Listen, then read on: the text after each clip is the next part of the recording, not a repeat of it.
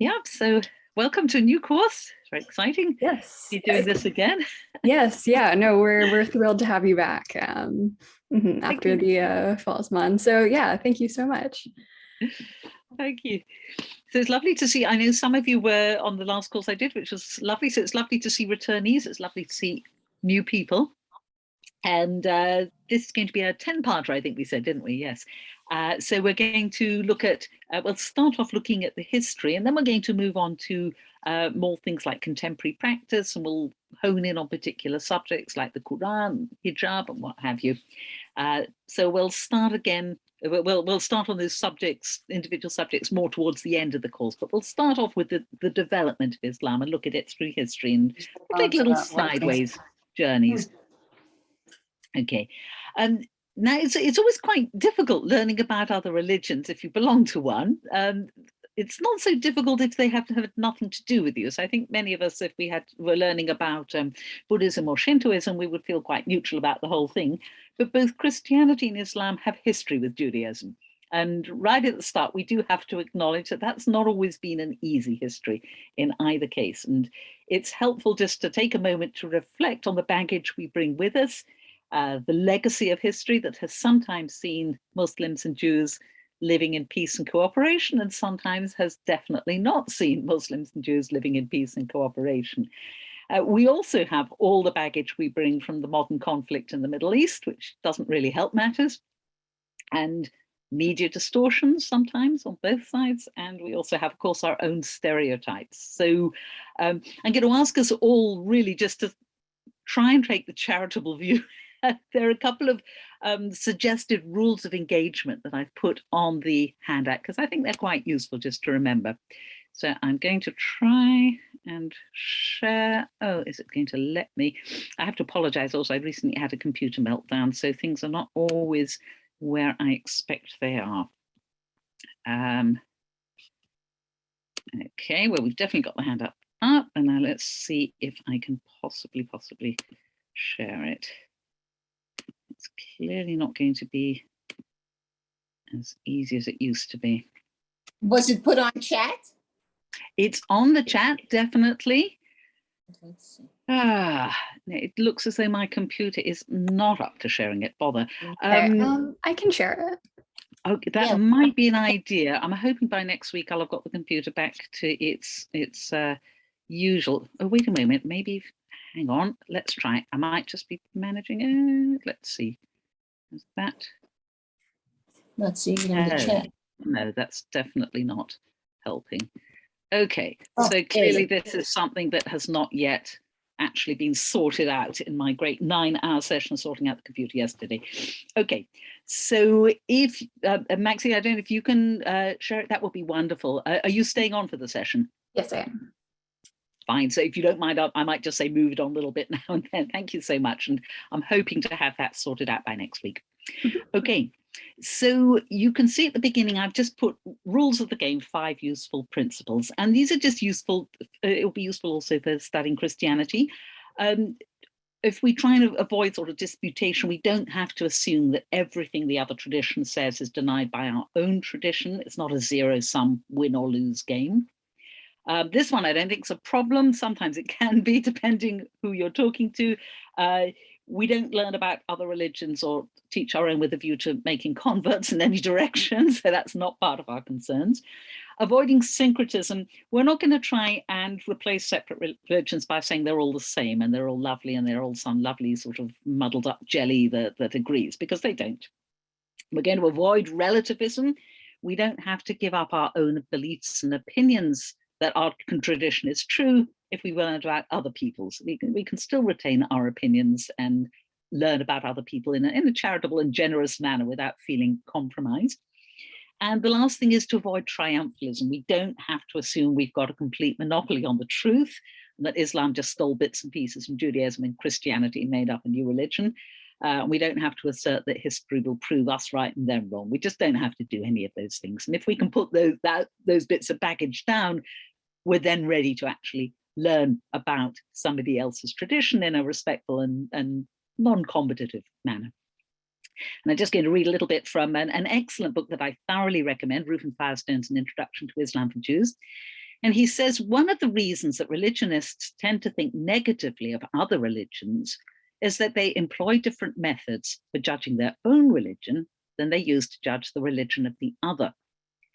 Jews and Judaism have often been victimized by this problem over the ages, as the ignorant or enemies try to prove that Judaism is a primitive or even evil religion. The simplest way this false comparison is made is to compare the best of one religion with the worst of another.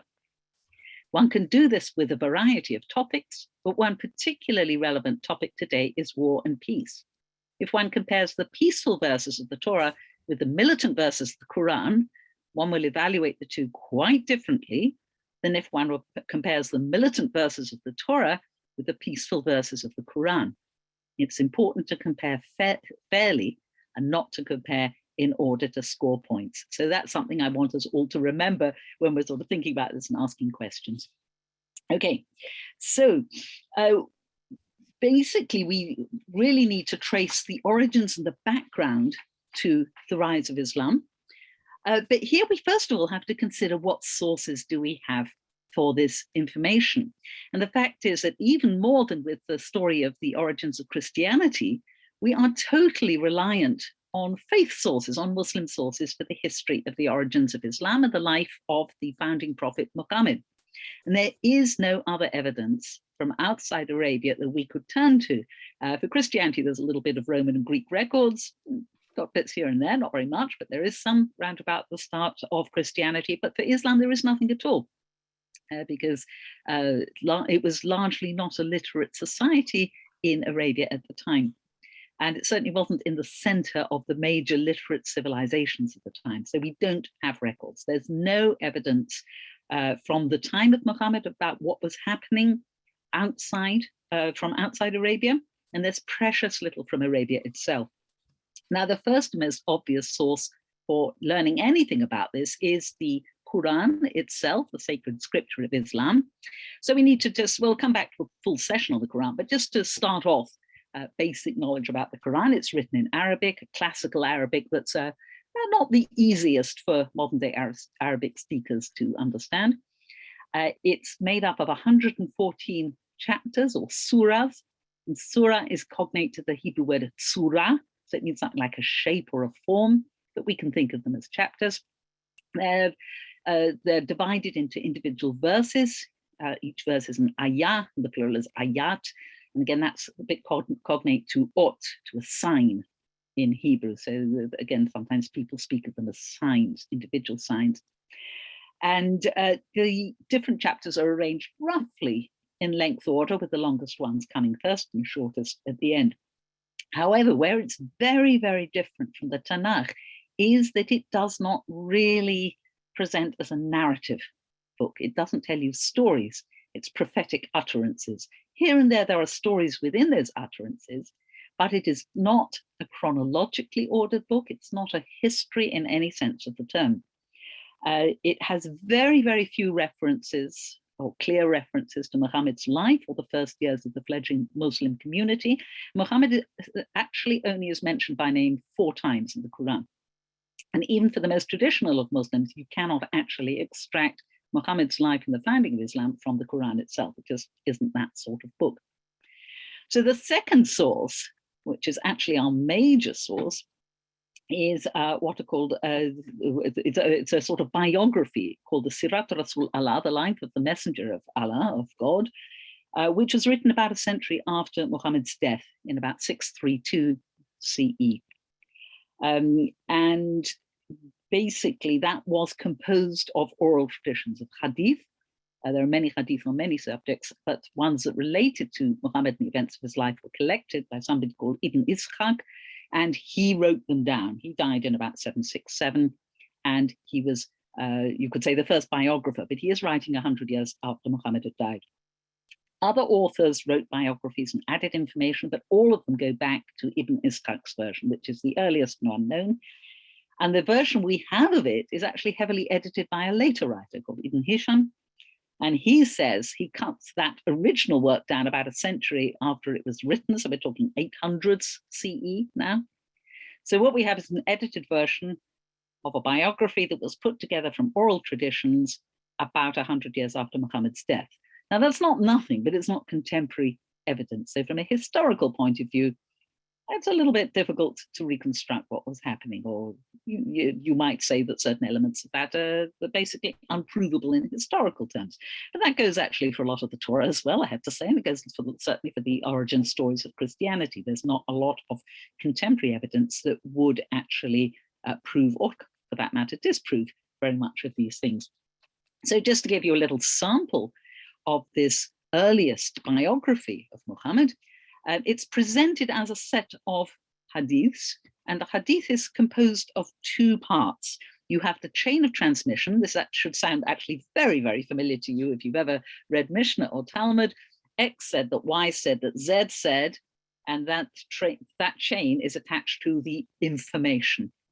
So the technical term in Arabic for the chain is the isnad, which I think actually does mean chain, and the content part, what was actually transmitted, is called the matan.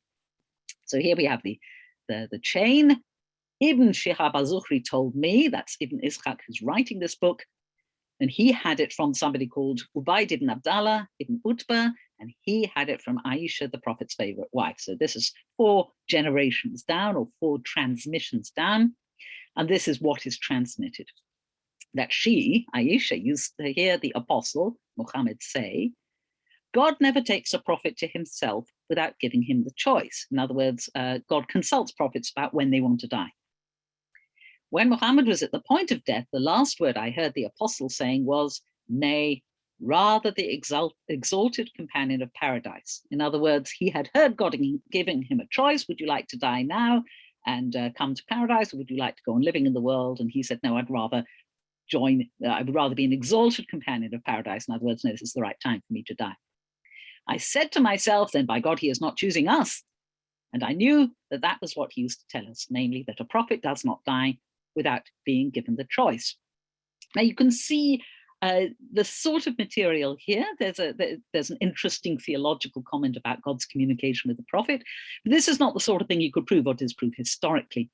So again, we have to distinguish between the faith narrative, which again, we're very, very used to in Judaism, the whole story of Sinai and Moshe and coming out of Egypt, that's a faith narrative, and what you might call an academic or historical narrative, which might or might not match the faith narrative. So we have to be quite conscious of which one are we looking at. Are we looking at the faith narrative, or are we looking at something that's supported by historical evidence?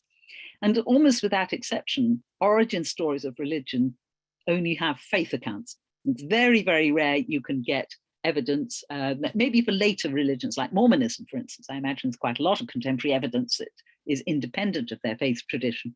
But certainly for ancient religions, historical evidence is often lacking. So what we need to think about is the faith account, which doesn't mean to say you have to sign up to it or not sign up to it. It's just you need to understand what sort of account it is, what sort of evidence we're looking at. So that is actually our main source for the life of Muhammad and the origins of Islam. And our third source is what we do know indirectly about what was happening in history at the time. And even though we don't actually have any information about Muhammad from contemporary times, we certainly know what was happening in the area, and that is worth looking at. And if you look at this map, you'll see there were 2 major empires that were controlling the Near East and further regions at this time. We have the Empire of Rome, or the Byzantine Empire, which by this stage is Christian. And you can see it goes right up here into Europe. There's lots more of it to the west, right down here, down through what is now northern Iraq, Syria, Lebanon, what is now Israel, Egypt. And all this area is nominally Christian. It doesn't mean to say that everyone in the 6th, 7th century CE was already Christian, probably the majority by that point. The eastern parts of this empire spoke Greek, the western parts of this empire spoke Latin. Over against the Byzantine Empire was the Persian Empire, and one of its many incarnations, and at this point, a dynasty called the Sassanids were controlling it. And Rome and the Sassanids' predecessors had always been at loggerheads, the Parthians and the Achaemenids, and the successor of Rome, or the later Roman Empire, the Byzantine Empire, was still at loggerheads with this empire. The religion here, the official religion, was Zoroastrianism, which we won't get into in detail because it's not really part of this course. It still survives. There are about 35,000 Zoroastrians in the world, but it's quite a minority religion these days. It was a dualistic religion with a good god called Ahura Mazda and an evil force called Ahriman, and Zoroastrians believed and still believe that all of existence is a fight between this principle of good and principle of evil. So if we look at this table, we can characterize these two empires. You have Rome Byzantium, which is, I've written Orthodox, that's with a small o, that sort of means mainstream Christianity. Languages, we said Greek and Latin are the main languages, but there are other ones around: Syriac, Aramaic, Arabic. There are Arabic-speaking Christians at this point, Coptic, spoken down in Egypt. Minor religions and heresies. There were all sorts of Christian heresies, forms of Christianity that the government didn't agree with, including Monothist Christians, Nestorian Christians, Coptic Monothists, many, many other groups, too many to say. And of course, there were Jews in this part of in many parts of the Roman/Byzantine Empire.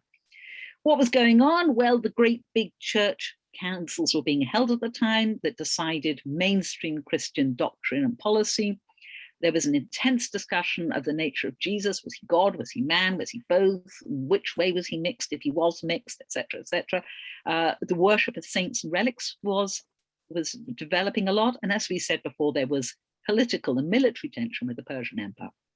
So let's go over to Sasanian Persia and have a look at that. We said Zoroastrianism was the main religion. Again, a huge variety of languages are spoken: Aramaic, Persian, Arabic, Armenian, Kurdish. All those languages were current, not everywhere in the empire, but in parts of it. Minor religions, there were a lot of Christians in the area. Again, Nestorian Christians, Monothist Christians, often Christian heretics, putting that in quotation marks, who had a tough time in the Byzantine Empire, fled to Persia because they actually had more tolerance there. There were Jews. There were Manichaeans. Manichaeism is a sort of religion that actually has disappeared. As far as I know, there aren't any Manichaeans, but at this point it was spreading as far as China and was a major religion. There were Buddhists, there were Hindus, and there were Mazdakites, another religion that's died out. What was going on in the Persian Empire? There was tension between Christians and Zoroastrians. The Babylonian Talmud was being composed at this point, which is sort of funny to think this is exactly what was going on at the time. And as we said, Manichaeism was spreading. So that gives you some idea of what was going on in the world at the time. And if we go back to the map for a moment, sorry, Baxi, if you could just sort of reverse back to the map just a moment. Thank you so much. We can also see on the map, there are two Arab tribes that served as proxy states to these two empires. We have the Ghassanids here and the Lakhmids over here. And the Ghassanids, or the Banu Ghassan, were set up by the Byzantines as a sort of Christian sub-state that was a buffer state between them and the Persian Empire. And the Lakhmids, or the Banu Lachem, were a client state of the Persians. And so we have those influences, both from Christianity and from Zoroastrianism, already in the Arabian Peninsula. Now, in the interior of the peninsula, there were nomadic Bedouin, rather like today, and they were still quite independent of developments. They were far away from the empires, and it was a howling desert, and the empires weren't so interested, so they had a lot more freedom. But around the edge of the peninsula, there were more settled Arab populations. There were Christians there. There were heretical Christians by the Byzantines' reckoning in Arabia, and there were also quite a lot of Jews. We don't know very much about the Jews of Arabia at this point. It's not clear whether they were immigrants or whether they were locals who had somehow adopted a form of Judaism. Whatever they were doing, it's not 100% sure that it was the same as normative Judaism of the time, because records, not least mentions of Jews in the Quran, seem to show Jews doing slightly odd things. And if we go down to the very bottom of this page, you'll see a very surprising line from the Quran, which says the Jews say that Uzair is the son of God, and the Christians say that the Messiah is the son of God. So you might think, who is Uzair? We think it's Ezra. So that's very odd, because no Jew has ever said that Ezra is the son of God. We do have later Jewish apocalyptic writings which a sign of almost divine status to Ezra, or an angelic status, things like the books of Enoch and some of the apocalyptic books of Ezra, not the one in the Bible, but later ones. Some of them do assign him a very, very exalted position. So perhaps this line from the Quran is a reflection of particular beliefs held by some groups of Jews in Arabia who weren't necessarily in tune with the wider Jewish world. We honestly don't know. But we also do know that the local Jews were very, very integrated into local society. Like the Arabs, they were organized into tribes. They had feuds. They had a whole, the social structure was very much like that of the Arabs in Arabia. There was also a Jewish kingdom in the south, and you may never have heard of this, but this is a fascinating little sideline in Jewish history. Ibn Ishaq, the biographer of Muhammad we were talking about, preserved a tradition about the foundation of the southern Jewish kingdom of Himyar. He talks about how an Arab tribal leader named Abu Karib Asad, who lived in about the 4th to 5th century CE, went off to the town of Yathrib, which is where modern Medina is, and he was going to conquer it, but instead he converted to Judaism after he met local Jews there. And then he came back to Yemen, to where Himyar was, and converted his people. And this is the bit from Ibn Ishaq's Life of Muhammad, which we'll just read because this is a fascinating little byline on what was happening with Jews at the time. The Himyarites blocked his path, saying, "You will not enter Yemen because you left our religion," some form of paganism this would have been. Then he, the leader, Abu Karib Asad, invited them to his religion, to Judaism. So they said, "Let us test it by the fire." He agreed. There was a custom in the Yemen that a fire would judge between them when they had their differences. It would consume the guilty and let the innocent go unharmed. So the Himyarites went forth with their idols and their religious objects, and the two Jewish leaders came out with their sacred texts hanging like necklaces. We'll just go down a bit. Thank you. From their necks. What was this? To fill in? Not quite clear. They stopped where the fire would blaze out. When it blazed forth, the Himyarites were terrified and withdrew, but their comrades held them back and commanded them to be patient. So they held their ground until the fire consumed their idols, their offerings, and those who carried them. The two Jewish leaders then came out with their scripts hanging from their necks. Again, is this tefillin? Not clear. Their foreheads sweating, but otherwise unharmed. So the Himyarites took on his religion from then. This is the origin of Judaism in the Yemen.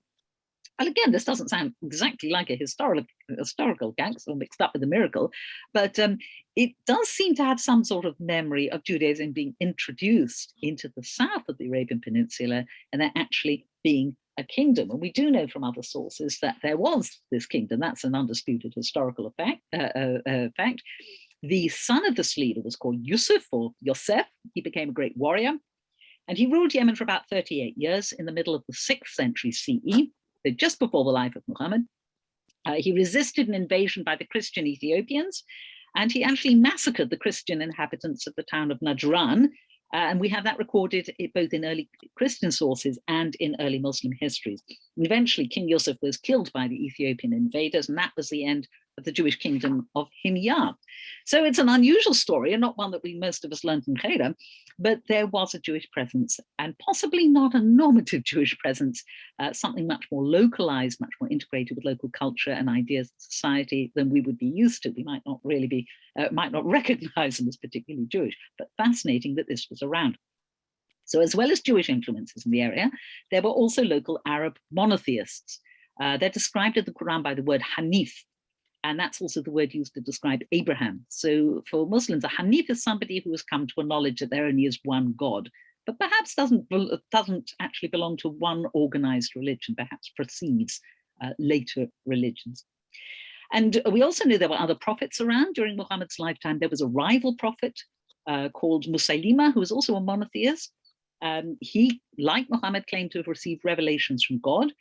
He even tried to team up with Muhammad and said, let's be prophets together. But Muhammad said no, and said he was a false prophet, so he didn't end well. But the picture of pre-Islamic Arabia that's given by many early Islamic sources is a lot darker. They don't tend to emphasize so much Christian or Jewish or monotheist presence. They emphasize the pagan practices, and the term used for it a lot is Jahiliya, which means ignorance. And that's sometimes used in a modern way. Sometimes people will say, the United States is the source of Jahiliya, and it's a reference back to this pre-Islamic period. It was described in early Muslim sources as being characterized by crude idolatry and barbaric practices like killing girl babies. And the stark contrast between the dark ignorance of the Jahiliya period and the enlightenment of Islam is a foundation of all Islamic worldviews. So for members of the faith, what came before was all dark with no exception at all, and Islam brought light to a very benighted peninsula. We do know there wasn't an overarching political organization in Arabia at this time. Kinship groups were what prevailed, tribes and clans, and there were feuds. There was tension between the nomads and the semi-nomads and the town dwellers, but they were all members of tribes.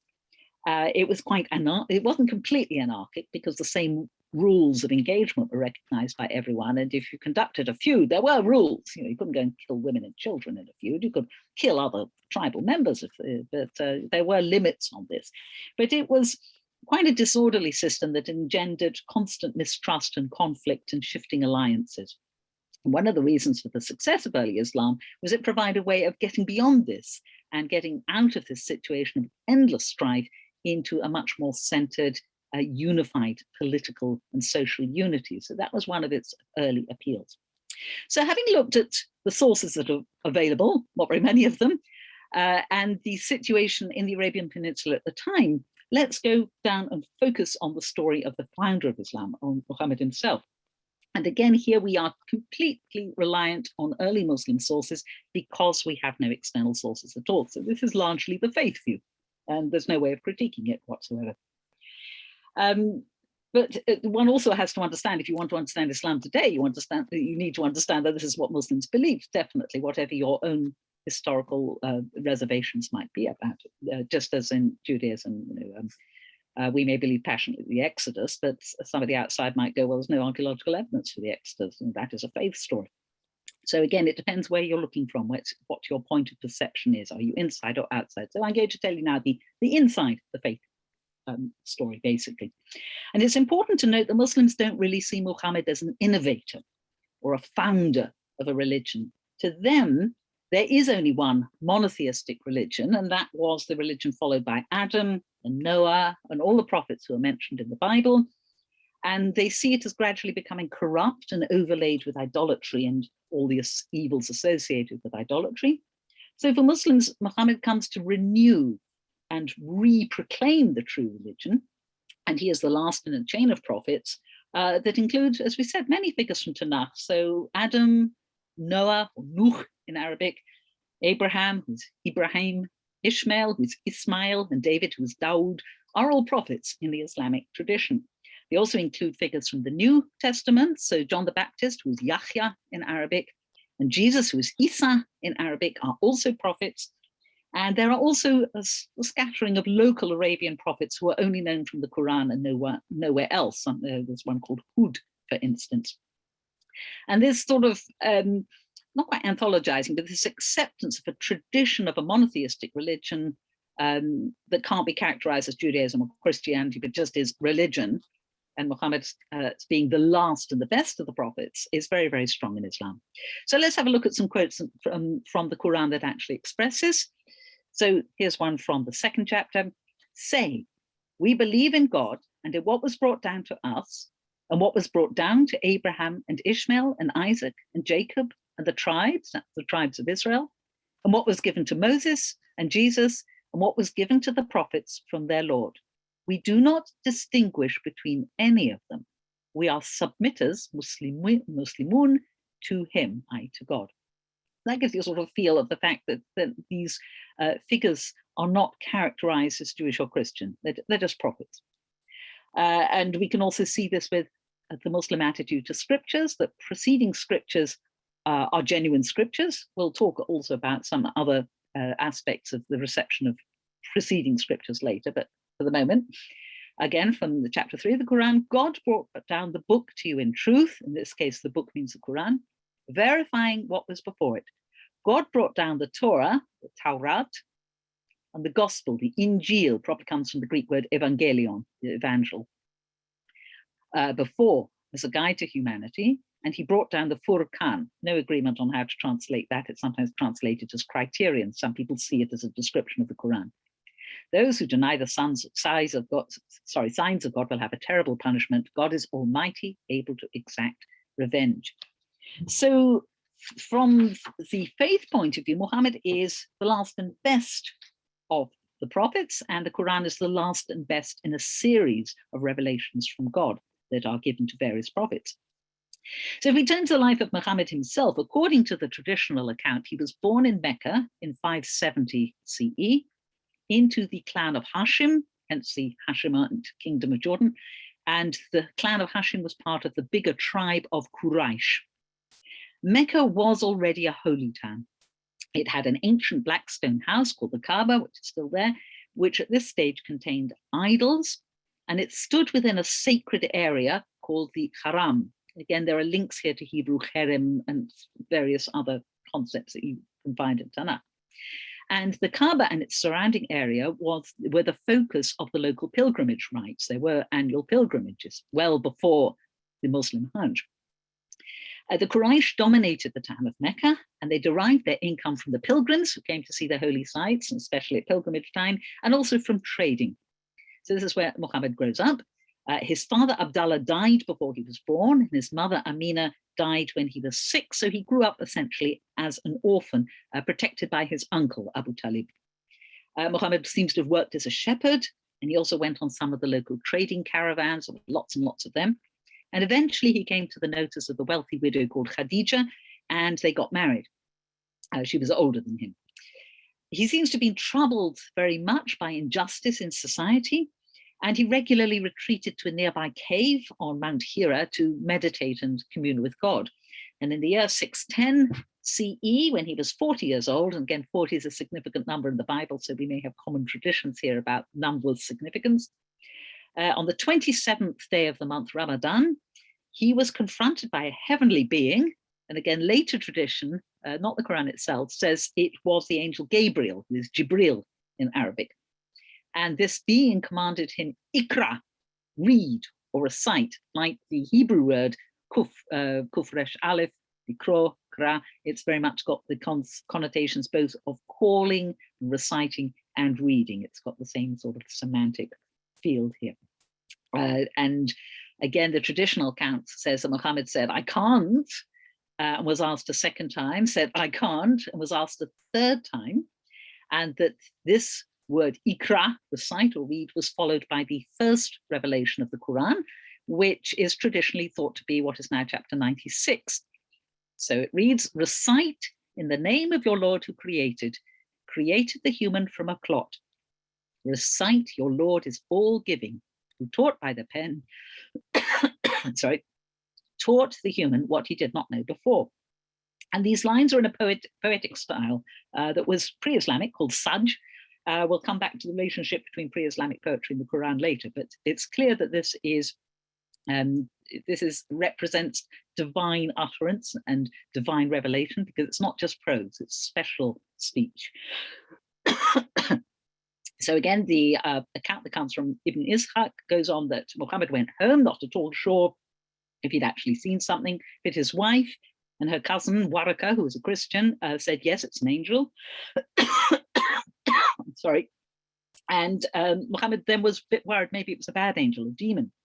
And tradition records he received a second revelation, and that's chapter 68. I'm sorry, I've got a tickle in my throat. And the second revelation read as follows: by the pen and what they write, you are not by God's favor possessed. In fact, you have an endless reward and a powerful inner strength. This seems to have reassured him somewhat, and he felt that, okay, maybe this was actually God talking to him by means of an angel. And after a period of silence, he then received a third revelation, and that is now the whole of the 93rd chapter of the Quran. By the morning hours, by the night when it is still, your Lord has not abandoned you and does not hate you.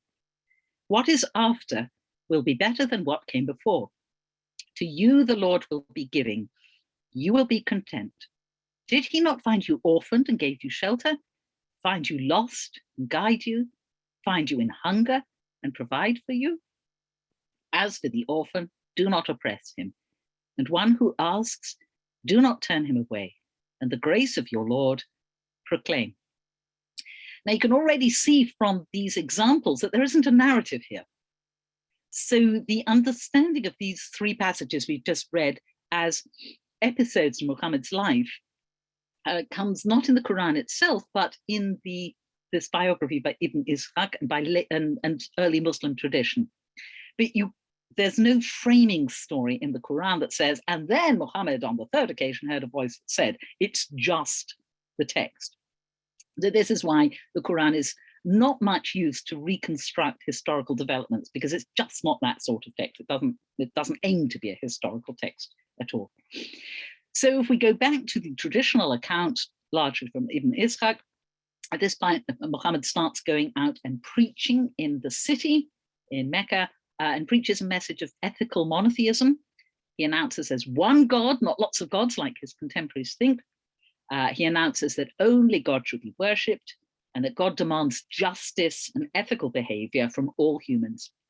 And as mentioned before, he also explained that God had sent previous prophets and revelations, but that humans had generally ignored them or persecuted the prophets, and now God was calling to people once again and reminding them that there would be a final day of judgment, which in Arabic is Yawm Adin, which might sound very familiar because it's terribly close to Hebrew Yom Hadin. At that point, at the day of judgment, everyone will be judged by their actions. The righteous would enjoy the delights of the garden. The garden is Al-Jannah, or sometimes Jannat al-Aden, which is clearly Ginat Eden, the Garden of Eden. And the wicked will be punished in hell, which is Jahannam, which is quite clear, very close to Gehinnom, or Ge B'nei Chinom, which is where our word for hell comes from too. And as Muhammad's following grew, the establishment authorities in Mecca started getting a bit worried, because this was going to threaten the pilgrim business. If nobody was going to come and worship the idols in the Kaaba, how are they going to maintain their very profitable, hoteling and provisioning and what have you business for pilgrims? And they felt that this was going to cause incalculable harm. Muhammad was protected to some extent because he was a member of the dominant tribe of Quraysh, and there were rules. You couldn't just go for a fellow tribesman, but and also his uncle protected him. He was quite a prominent man, but clearly things got harder for him and for his followers, not all of whom did belong to the dominant tribe. So he got a lot of ridicule. There were some physical attacks, and some of his followers fled to Ethiopia. In the year 619, his enemies declared a boycott against him, and both his first wife, Khadija, and his uncle died. So some of his fairly prominent protectors were not there anymore. So this is a critical point. And just at this point, a delegation arrived from the town of Yathrib to the north. It's now called Medina, which is short for Madinat an-Nabi, the town of the prophet, but it was originally called Yathrib. And it was in an oasis and settled by several tribes, including some Jewish tribes. And two of the tribes, I think not the Jewish ones, were in the middle of a very destructive blood feud. And the inhabitants of Yathrib appealed to Muhammad, whose reputation had obviously spread, to come and end the violence. And he resisted for a couple of years, but as things got worse for him in Mecca, he decided he would move to Yathrib with his followers, and he went in the year 622, an event known as the Hijrah, or the emigration. And this is seen as a very major event in his life. And it's also used as the base date for the Muslim calendar. And if you see abbreviations, it'll say whatever the date is, AH, which weirdly is Latin and Arabic, Anno Hegirai, the year of the emigration. So AH, like CE for us at Common Era, and AD, BC for Christians. So we're now in the 14-something or others, according to the Muslim calendar. The actual system was only introduced after Muhammad's death, but they looked backwards to start the calendar, and that's the event that they chose, not the death of Muhammad, but this move to Medina. And in Yathrib or Medina, Muhammad managed to bring peace to the warring factions. He reformed the idea of social responsibility, and he created a much larger social unit than that of just the tribe. So it wasn't tribe against tribe, it was community. And this change is embodied in a document that's known as the Pact, or the Constitution of Medina. Again, it's only recorded for us by Ibn Ishaq much later in the 8th century. So was this the original form? We don't know. We have no idea. So we're going to have a little look at that, and then we'll summarize what it's about. But this was, again, a revolutionary and very interesting document, because it envisages a unified community, an ummah, which is, of course, very, very close to the Hebrew word ummah, which also means people. But this is a community made up of people of different religions who have rights and duties and coexist. So it starts off, this is a document from Muhammad the Prophet governing the relations between the believers and Muslims of Quraysh and Yathrib, and those who followed them and joined them and labored with them. They are one community, one ummah, to the exclusion of all men. The Quraysh emigrants, according to their present customs, shall pay the blood payment within their number.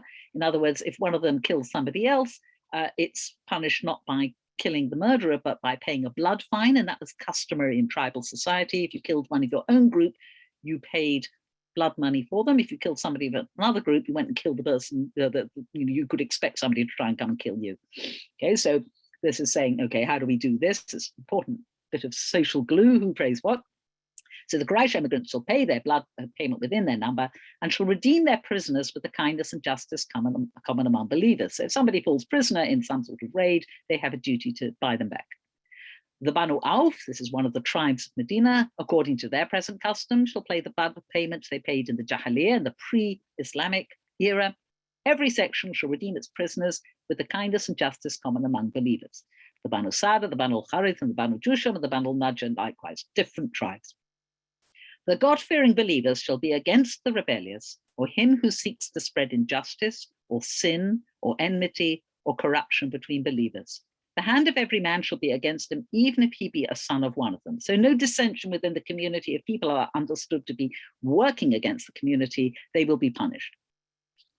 God's protection, diman, this is going to be an important word in Islamic concepts, is one. The least of them may give protection to a stranger on their behalf.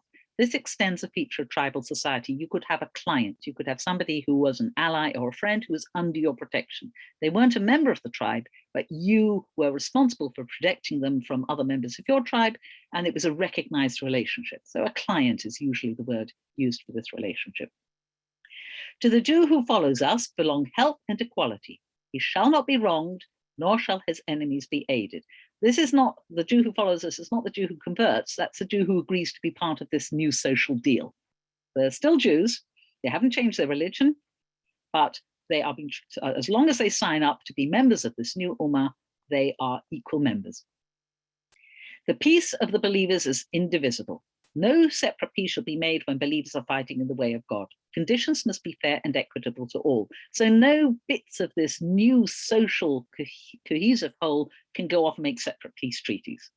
We deal as one unit, it says. And then it goes on a little bit more. I put in the bits about the Jews because it's particularly interesting to us. The Jews of the Banu Auf, that's one of the Jewish tribes, are one community with the believers. The Jews have their religion and the Muslims theirs. They're freedmen and their persons, against slavery was practiced by both Jews and the local Arabs. And freedmen, again, had a sort of client status. Except those who behave unjustly, and sinfully, for they hurt but themselves and their families. Now, those criminals are something else. But apart from that, slaves, freedmen, were respecting everybody.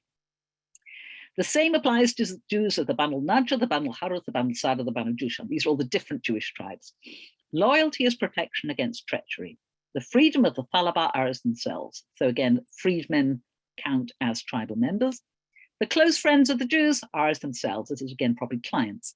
None of them shall go out to war save with the permission of Muhammad, but he shall not be prevented for taking revenge for a wound. So some of the old tribal, somebody whops you, you whop them straight back. You can still do that, but you can't have a war.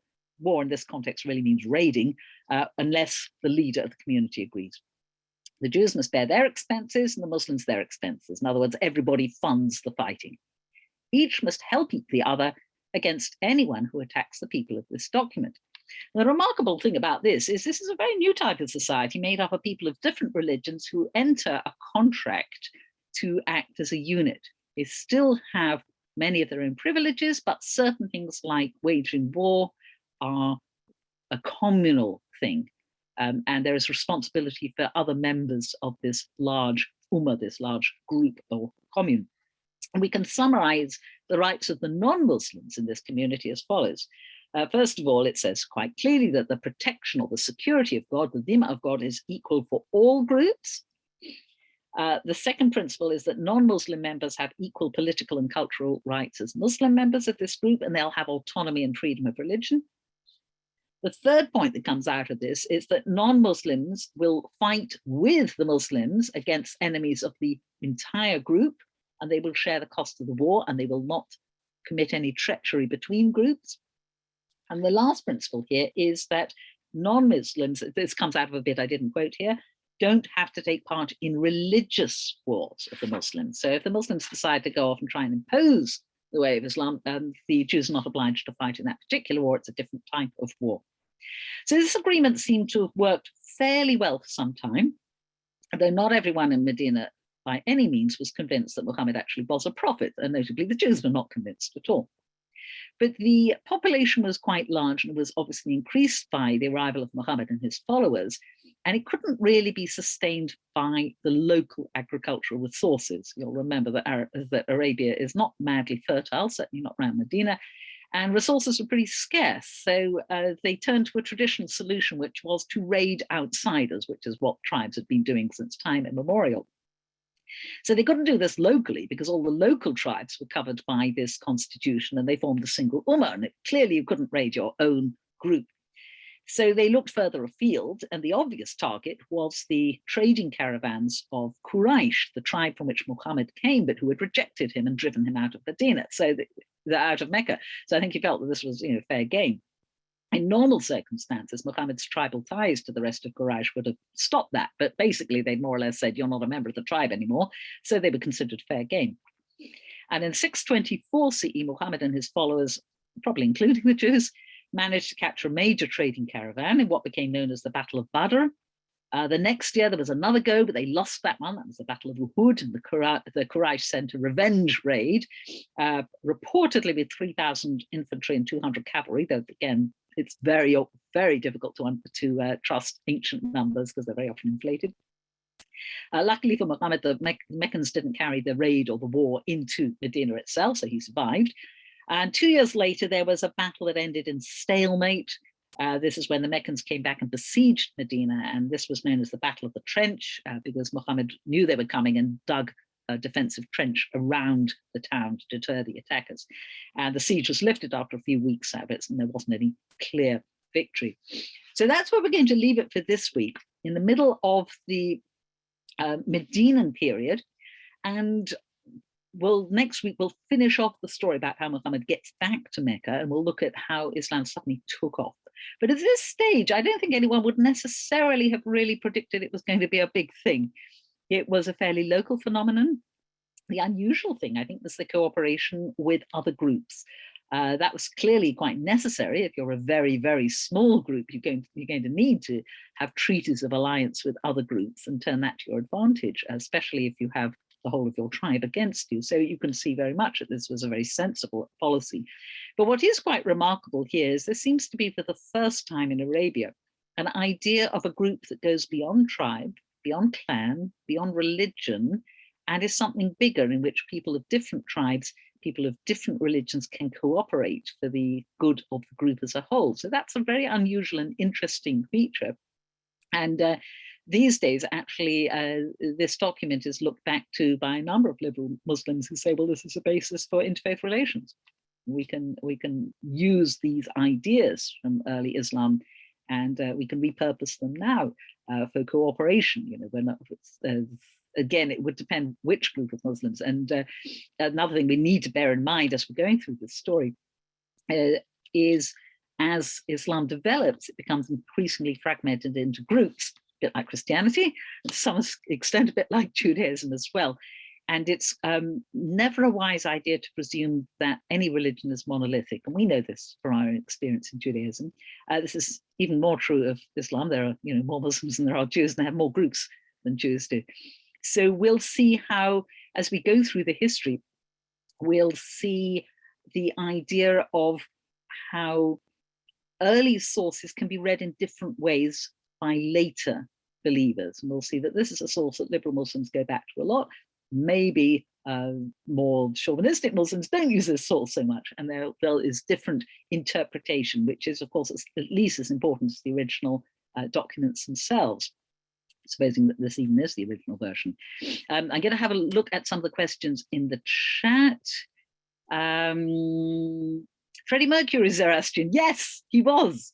Though he got cremated, which is actually anathema to Zoroastrians who think that fire is sacred.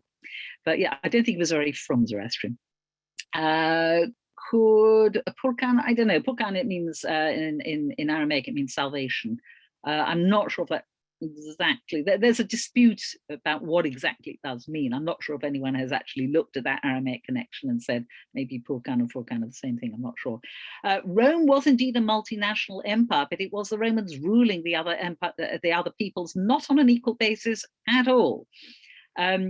Also, it was there were tribes in ancient Rome, but by the time Rome entered its imperial stage, it wasn't really a tribal unit itself seeking to dominate other tribes. It was much more what we think of as an empire now. It was one particular people, pretty unified, trying to impose their will on other nations, whether the other nations wanted it or not. So the difference between that and the beginnings of Islam is it's a very level playing ground of tribes in Arabia. They're all operating on the same system. They're all fighting all the time. They're all feuding. They've all got these rules about blood money. And this is the first time somebody in Arabia seems to have said, actually, we could do something a bit bigger than that. We could actually bypass the limitations of our social system and try for a wider unity that will allow people to be different, but won't actually involve a lot of killing. Estimated population, nobody knows. I should think it's probably in the hundreds of thousands. It's not. This is a very arid region, and it never would have had a very big population. So yeah, we're talking little. It's quite small scale, little tribes, where they're measured in the maybe thousands of people of that, and some tribes are very small and some tribes are bigger, and every now and then a tribe gets blotted out in the middle of some battle or other. So it's a very fractious society, you could see. And so this really was an innovation in that area, a bit like Lebanon. Yeah, like Lebanon still is, actually. That's much better. That's much more like it is. People jockeying for position. Yeah. Was Ibn Ishaq Jewish? No. Again, Ishaq is the Arabic form of Yitzhak, but many Muslims are named after people in the Bible, but in the Arabic form, it doesn't imply they're Jews. So you get lots of people called Ibrahim, which is Abraham. You get Ishaqs, you get Ismails, you get Musa, which is Moses. So again, the tradition, because these biblical prophets are mentioned in the Quran, those names and those personages are very well known in Islam, maybe not the stories that we have. And one of the interesting things when Muslims read the Tanakh, they get terribly excited because they find out stories about these people they've heard of all their lives, but they didn't know the whole story. And as a Muslim friend of mine says, the Quran presumes you've already read volumes 1 and 2. It presumes you already know the Tanakh. It presumes you already know the New Testament and you know who these people are. So the Quran doesn't bother retelling the stories. It just quotes the stories or uses motifs from the stories. But not that many Muslims actually do read the Bible, or I think the New Testament. So quite often the backstories of the prophets are a big surprise to them. They're always very happy about finding it out, I must say. Where were the majority of Jews at this time? They would have still have been, I mean, this is after the destruction of the Second Temple, so the exile had begun, but I think the majority of the Jews would have been in the land of Israel and Babylon, i.e. the Sassanid Empire, which we were talking about. That's where the majority of world population of Jews would be. By this point, the huge Jewish population in Egypt had declined enormously. There were still Jews in Egypt, but it wasn't the possibly, well, some estimates say 1 million, but who knows. We don't really know how many there were, but they certainly weren't in Arabia. The fact that there were Jews in Arabia is not that surprising, but again, it wouldn't be surprising at all as if it was quite a local form of Judaism, because as far as I know, they weren't really very much in touch with the major Jewish centers. They're not, I don't think Jews of Arabia are referred to much in the Talmud, for instance. Attitudes the rest of Tanakh, what to do with the end of Torah, Moses' greatest prophet? Ah, yes, well, we'll come to that, because there are some contentious Muslim readings of the line that says, don't trust a prophet unless he's from your people. And you say, well, sons of Abraham, of course Muhammad was from your people. What are you talking about? Why don't you recognize Muhammad? So yes, that became quite contentious later on, Muslim as opposed to Jewish interpretations of Moshe's status and of the eventual arrival of another prophet or not. When did Islam begin? Well, Muhammad is born in 570. He dies in 632 CE. So I suppose you can say it starts in his lifetime. You could date it to the Hijrah, to the emigration to Medina, which will be 622 CE. So that's the time we're talking about. Early 7th century is when Islam gets going. And yeah, that's actually quite precise, really, in many terms. Possibly more precise than Christianity, because we don't actually know the exact dates and of Jesus's life, and besides which it's heavily disputed whether Jesus actually started Christianity at all. Many people put it actually much, much later, some as late as the 3rd century, really. So Islam in some ways is much, much easier. Okay, so are there any more questions? Has anyone or anything I should clarify so far? No, we're all happy?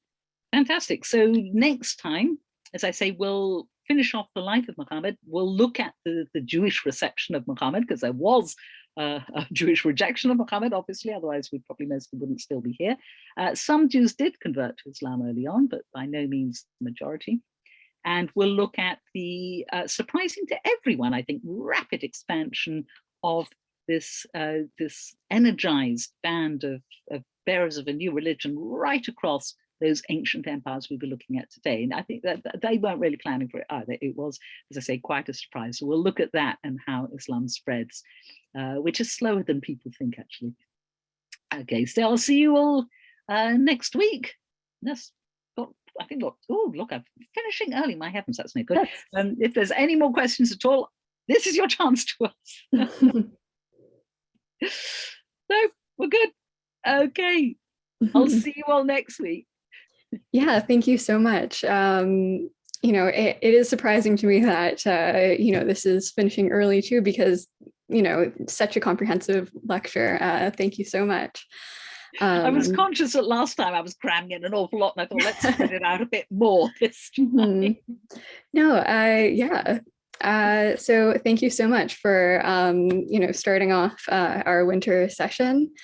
Of course, I'm looking forward to seeing everyone again next week, and also later this week.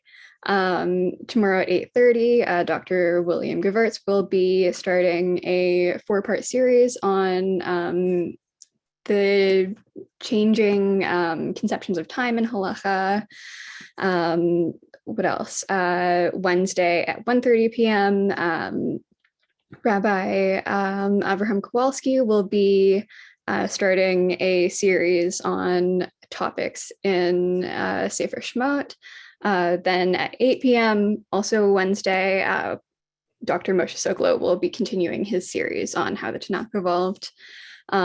Thursday afternoon, 12 Eastern, Shuli Mishkin is starting a series on